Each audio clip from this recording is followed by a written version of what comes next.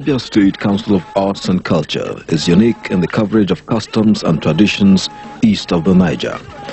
The troupe has performed in several international competitions within and outside the state. The different dance forms originated from Abia, Imo, and Anambra states of Nigeria.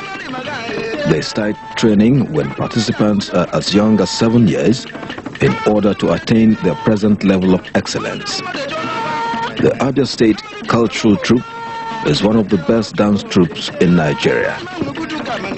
In Nigeria, theater has always been a significant part of the culture of communities, manifested in various festivals all year round. The promotion of Abia State Cultural Troupe is, however, part of the state's effort to encourage all aspects necessary for a fully founded growth and development, which encourages the youths to be aware of their cultural heritage. The setting for the performance is a typical village square. The music combines the beat of the conga with the peculiar sound of the African flute and the intoxicating delivery of the war songs. The products of these instruments are exuberant and exciting music that has elements of black music from all of Africa and beyond. The performance is a celebration of a rich cultural heritage and expression of pride in the customs and traditions of our forefathers. We welcome you to enjoy this exciting performance and hope you have a great time.